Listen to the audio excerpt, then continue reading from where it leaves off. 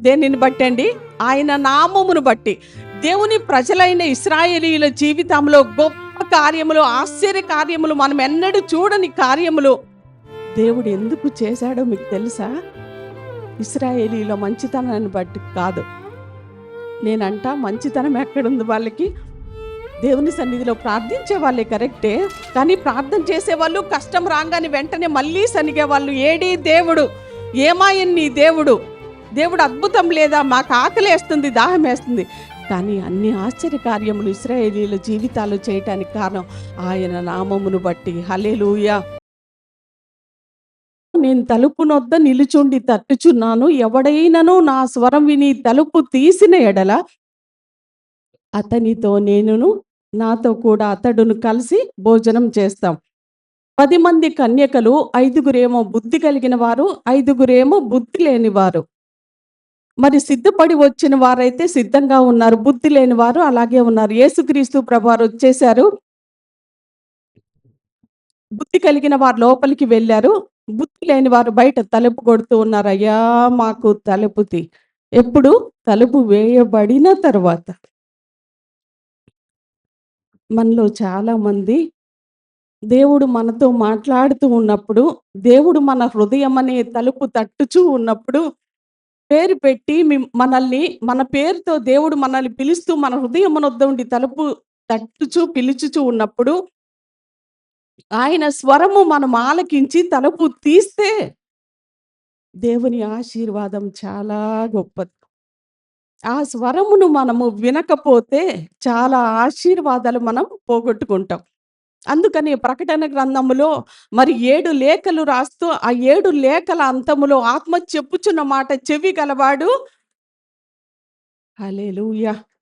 దేవుడు అలాంటి మనసు మనకు అనుగ్రహించును గాక. వినే మనస్సు ఇన్ టైంలో, సరి అయిన సమయంలో దేవుని స్వరము వినే విధంగా దేవుడు మనల్ని బలపరచును గాక. హల్లెలూయా. ఈ యొక్క కీర్తన పైన ఇందాకే చదివాము. ప్రధాన గాయకునికి తంతి వాద్యములతో పాడదగనిది. జీఫీయులు వచ్చి దావీదు మాలో దాగియున్నాడు కాడ అని సౌలుతో చెప్పినప్పుడు దావీదు రచించిన, ఇంతకుముందు చాలాసార్లు నేను చెప్పా. కీర్తన మనం ధ్యానిస్తున్నాము అంటే, ఈ కీర్తనను మనము చదువుతున్నాము అంటే, ఆ కీర్తన మనం ఎలా అర్థం చేసుకోవాలి అంటే, దావీదు ఏ సందర్భంలో రాశాడో, ఎలాంటి పరిస్థితులలో ఉండి దావీదు కీర్తన రాశాడనేది చాలా ప్రాముఖ్యమైంది. జీఫీయులంట వచ్చి దావీదు మాలో దాగి ఉన్నాడు సౌలు మహారాజా అని చెప్పారంట. ఎవరి జీఫీయులు?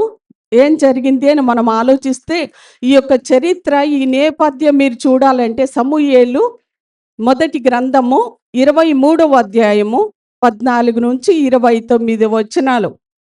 అది చదివితే మీకు అర్థమవుతుంది ఈ యొక్క దావీదు ఎలాంటి సందర్భంలో ఈ కీర్తన వ్రాసాడు. రాసుకుంటే రాసుకోండి, అందరు దయచేసి ఇటు చూడండి, చాలా క్లుప్తంగా త్వరగా ముగిస్తా. జీపు అనే అరణ్యానికి దావీదు వచ్చాడు. ఎందుకు వచ్చాడు ఆ జీపు అరణ్యానికి అని మనం ఆలోచిస్తే, పరిశీలన చేస్తే, దేవుని వాక్యాన్ని చదివితే, సౌలట అనుదినము దావీదుని తరుముచూ ఉన్నాడంట. ఎప్పుడెప్పుడు? అప్పుడప్పుడు కాదు, అనుదినము. దావీదేమో ఒక శత్రువుగా తరుమబడుతూ ఉన్నాడు, పారిపోతూ ఉన్నాడు శత్రువుగా. సౌలు మహారాజయ్యి ఉండి కూడా ఆయన కూడా పరుగులు ఎడుతున్నాడు. దేనికో తెలుసా? సౌలును హతమార్చాలి అని. అదే క్రమములో సౌలు జీపు అనే అరణ్యానికి వస్తాడు. జీపు అరణ్యంలో ఒక పర్వతమందు దాగి ఉంటాడు. సౌలుకు భయపడి ఆ పర్వతమందు దాగి ఉంటాడు. కరెక్ట్‌గా ఆ పర్వతం యొద్దకే సౌలు వస్తాడు. సౌలు అక్కడికి వచ్చాడని దావీదుకి తెలియంగానే అదే జీపు అరణ్యంలోనే ఒక వనములోనికి వెళ్తారు. ఇదంతా మీకు కావాలి అంటే అధ్యాయం చదవండి, అర్థమైద్ది. ఒక వనములో దిగుతాడనమాట దావీదు. అక్కడికి వెళ్ళిన వెంటనే అక్కడికి సౌలు కుమారుడైన యోనాతాను వస్తాడు. యోనాతాను వచ్చి పలికిన 4 మాటలు చాలా ప్రాముఖ్యమైనవండి. చాలా మనం గుర్తుంచుకోవాలి ఆ మాటలు. ఆ యోనాతాన్ అంటూ ఉన్నాడు దావీదుతో, "నా తండ్రి నిన్ను పట్టుకొనజాలడు. నా తండ్రి అయిన సౌలు నిన్ను పట్టుకొనజాలడు. నీవు భయపడవద్దు. నిశ్చయంగా ఇశ్రాయేలీయులకు రాజువు నీవే. నేను నీకు సహకారిగా ఉంటా." ఒకటి, నా తండ్రి నిన్ను పట్టుకోలేడు. నిశ్చయముగా నువ్వు భయపడవద్దు. సెకండు, మూడవది నిశ్చయంగా ఇశ్రాయేలుకు రాజు నెక్స్ట్ నువ్వే. నేను నీకు సహకారిగా. హల్లెలూయా! అంటూ దేవునిని బట్టి దావీదును బలపరిచాడు అని ఉంటదక్కడ. చాలా అద్భుతమైన మాట. నా హృదయాన్ని ఆ మాట చాలా తాకింది. దేవుని కలిగిన ప్రజలు, క్రీస్తును కలిగిన ప్రజలు కొన్నిసార్లు శ్రమల్లో ఉన్నవారిని, ఇబ్బందుల్లో ఉన్నవారిని బలపరచడం నేర్చుకోవాలండి. శ్రమలో ఉన్నావు కదా! బాగా అయిందిలేరా అని ఇంకా దిగజారిపోయే మాటలెప్పుడు మాట్లాడకూడదు మనం. ఈ కీర్తన ద్వారా దేవుడు మనకది నేర్పిస్తూ ఉన్నాడు. యోనాతాను ఆ మాట చెప్పి ఆ వనములో నుంచి వెళ్ళిపోతాడు. సౌలు అక్కడికొచ్చేస్తాడు. సౌలు అక్కడికొచ్చిన వెంటనే జీఫీయులు అనేవాళ్ళు. ఎందుకు జీఫీయులు అనే పేరొచ్చింది వాళ్ళకంటే, వాళ్ళు ఆ యొక్క అరణ్యములో ఉన్నారు కాబట్టి. ఏ అరణ్యం అది? జీఫు అరణ్యం. జీఫు అరణ్యంలో ఉన్న ప్రజలందరినీ జీఫీయులు అని పిలిచారు. ఆ జీఫీయులు అనేవాళ్ళు దేవుని ఎరుగని అన్యజనాంగమైన ప్రజలు. దావీదు ఆ జీఫు అరణ్యములో ఉన్నాడని తెలుసుకొని గబగబా సౌలు యుద్ధకు పరిగెత్తి వెళ్ళి, "సౌలు మహారాజా, నీవు వెదుకున్న దావీదు మా యొద్దనే ఉన్నాడు. మా జీఫు అరణ్యంలోనే ఉన్నాడు" అనంగానే సౌలుకి ఎక్కడలేని ఆనందము వచ్చింది. ఇంతకాలం నేను వెతుకుతున్న వ్యక్తి ఇతనే కదా నాకు దొరికాడు అని చెప్పేసి, దేవుడు మిమ్మల్ని ఆశీర్వదించును గాక అంటూ ఉన్నాడు. ఎవరిని దేవుడు లేని ఆ జీఫీలైన ప్రజల్ని దేవుడు మిమ్మల్ని దీవించును గాక. ఎందుకంటే నాకు మంచి వర్తమానం ఇచ్చారు. దీనికోసమే నేను 1000 కళ్ళతో ఎదురు చూస్తూ ఉన్నా. ఒక అద్భుతమేంటో చెప్పనా దేవుని బిడ్డలారా? దేవుని హస్తాల్లో ఉన్న ఒక మనిషి, దేవుని కనునీడలలో ఉన్న ఒక్క మనిషిని ఎంతమంది శత్రువులు వెంబడించినా సరే, దేవుని కాపుదల నిత్యము ఉంటది. దావీదు ఏ పర్వతమందైతే ఉన్నాడో గబగబా చెప్పాడు, జీఫీయులు మీరెక్కడ ఉన్నాడో త్వరగా నాకు వర్తమానం చెప్పండి, నేనొచ్చేస్తాను అని జీఫీయుల్ని పంపించి వాళ్ళింకా వర్తమానం గూడా తీసుకొని రాకముందే, దావీదు పలానా చోట ఉన్నాడు అని చెప్పకముందే సౌలు అనేక మందితో బయలుదేరేశాడు వెతకటానికి. ఒక అద్భుతం ఏంటంటే, జీఫు పర్వతం ఇటువైపు నుంచి సౌలు తన సైన్యం వస్తూ ఉన్నారు. పర్వతము అటువైపు నుంచి దావీదు తన ప్రజలు. కానీ దేవుడు ఎంత గొప్ప కార్యం చేశాడో, ఆ స్థలములో సౌలు విషయంలో సౌలుకి దావీదు దొరకకుండా గొప్ప కార్యం చేసి తప్పించాడు. ఎలాగో తెలుసా? సౌలు వెతుకుతూ ముమ్మరంగా వెతుకుతూ ఉన్నాడు. ఈలోపు సౌలు సేవకుడు ఒకడు వచ్చి, సౌలు దూత ఒకడు వచ్చి అంటూ ఉన్నాడు, "మహారాజా, రాజ్యములోనికి ఫిలిష్తీయులందరూ చొరబడ్డారు." ఫిలిష్తీయులంటే చాలా భయం సౌలుకి. నాశనం చేస్తారని. ఆ వ్యక్తి వచ్చి ఆ మాట చెప్పంగానే దావీదును వెదకటం మానేసి అటు పరిగెడతాడనమాట. ఆ దావీదును వెదుకుతూ ఉన్న సందర్భములో వ్రాయబడిన కీర్తన ఇది. అందుకనే ఆ పైన ఆ మాటలున్నాయి. దావీదు మాలో దాగి ఉన్నాడు కాడా అని సౌలుతో చెప్పినప్పుడు దావీదు రచించిన దైవ ధ్యానం.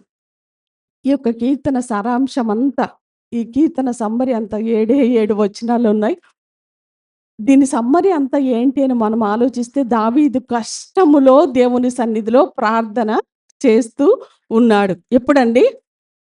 చెప్పండి. దావీదు ఎప్పుడు ప్రార్థన చేస్తూ ఉన్నాడు? తరువాత మొదటిది దావీదు కష్టంలో దేవునికి ప్రార్థించటం మనం చూస్తూ ఉన్నాము. 1-3 వచనాలు ఒకసారి చదవండి. దేవా, నీ నామమును బట్టి నన్ను రక్షింపుము. నీ పరాక్రమమును బట్టి నాకు న్యాయము తీర్చుము. దేవా, నా ప్రార్థన ఆలకింపుము. నా నోటి మాటలు చెవిని పెట్టుము. అన్యులు నా మీదకు లేచియున్నారు. బలాఢ్యులు నా ప్రాణము తీయజూచుచున్నారు. వారు తమ ఎదుట దేవుని ఉంచుకొన్న వారు కారు. చాలండి. 3 వచనాలు అయిపోయినాయి. ఇది దావీదు దేవుని సన్నిధిలో చేస్తూ ఉన్న ప్రార్థన. దావీదు అంటూ ఉన్నాడు, దేవా నీ నామమును బట్టి నన్ను రక్షింపుము. నీ పరాక్రమమును బట్టి నాకు న్యాయము తీర్చుము. ప్రభువా నన్ను బట్టి కాదు, నా క్రియలను బట్టి కాదు. కొన్నిసార్లు మనము మంచిగా ప్రార్థన చేస్తూ ఉన్నప్పుడు, పరిశుద్ధత కలిగి ఉన్నప్పుడు, యథార్థతను కలిగి ఉన్నప్పుడు, నీతిని కలిగి మనం నివసిస్తూ ఉన్నప్పుడు, దేవుని సన్నిధికెళ్ళి ధైర్యంగా నేను ఇంత నీతిగా ఉన్నా, యథార్థంగా అంటాము దేవుని సన్నిధిలో. కానీ దావీదు మాత్రం ప్రభువా ఏమంటూ ఉన్నాడు, నీ నామమును బట్టి హల్లెలూయా. నా నీతి కాదు, నా భక్తి కాదు, నా యథార్థత కాదు, కానీ నీ నామమును బట్టి మాత్రమే నన్ను రక్షించుము. దేవుడు ఎప్పుడైనా సరే చూడండి, దేవుడు అద్భుత కార్యాలు, మహాశ్చర్య కార్యములు చేయాలి అంటే మన జీవితాన్ని బట్టి ఎప్పుడు చేయడని నేను అనుకుంటా. మన భక్తిని బట్టి, మన నీతిని బట్టి, మన యథార్థతను బట్టి కాదు ఆయన కార్యాలు చేసేది. ఆయన నామమును బట్టి ఆయన గొప్ప కార్యములు చేస్తారు. ఒకసారి గట్టిగా హల్లెలూయా చెప్దామా? దేనిని బట్టి అండి? ఆయన నామమును బట్టి. దేవుని ప్రజలైన ఇశ్రాయేలీయుల జీవితంలో గొప్ప కార్యములు, ఆశ్చర్య కార్యములు, మనం ఎన్నడూ చూడని కార్యములు దేవుడు ఎందుకు చేశాడో మీకు తెలుసా? ఇశ్రాయేలీయుల మంచితనాన్ని బట్టి కాదు. మంచితనం ఎక్కడుంది వాళ్ళకి? దేవుని సన్నిధిలో ప్రార్థించే వాళ్ళే కరెక్టే. కానీ ప్రార్థన చేసేవాళ్ళు కష్టం రాంగానే వెంటనే మళ్ళీ సనిగేవాళ్ళు. ఏడీ దేవుడు? ఏమాయన్ నీ దేవుడు? దేవుడు అద్భుతం లేదా? మాకు ఆకలేస్తుంది, దాహమేస్తుంది. కానీ అన్ని ఆశ్చర్య కార్యములు ఇశ్రాయేలీయుల జీవితాల్లో చేయటానికి కారణం ఆయన నామమును బట్టి. హల్లెలూయా. దేవుని సన్నిధిలో దేవుడు నాకు కూడా ఒకటి నేర్పించాడు. ప్రభు సన్నిధిలో ప్రార్థిస్తూ ఉన్నప్పుడు నేను ఒక్కటే అడుగుతా. అది చాలా వాక్యానుసారమైంది. మీరు కూడా అలా చేస్తే బావుంటది అని నేను అనుకుంటూ ఉన్నా.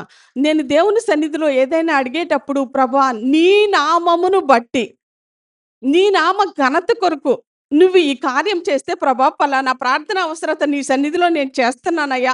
నువ్వు నాకు ఉత్తరం ఇస్తే నేను నిలబడి నీకు సాక్షిగా నీవు చేసిన గొప్ప కార్యము ద్వారా నీ నామము మహిమపరచబడాలి. దేవుని నామానికి మహిమ కలుగును గాక. గత వారంలో మరి ప్రభు సన్నిధిలో చేసిన ఎన్నో ప్రార్థనలకు దేవుడు ఉత్తరం ఇచ్చాడు. నా హృదయం అయితే చాలా కృతజ్ఞతతో నిండిపోయింది. 1 సంవత్సరం క్రితం చేసిన ప్రార్థనకు దేవుడు ఉత్తరం ఇచ్చాడు. దేవుడు గొప్పవాడు కదండీ! నా హృదయం ఎప్పుడు ఒక్కటే కోరుకుంటది, ప్రభా నీ నామఘనత కొరకు నన్ను నిలవబెట్టు.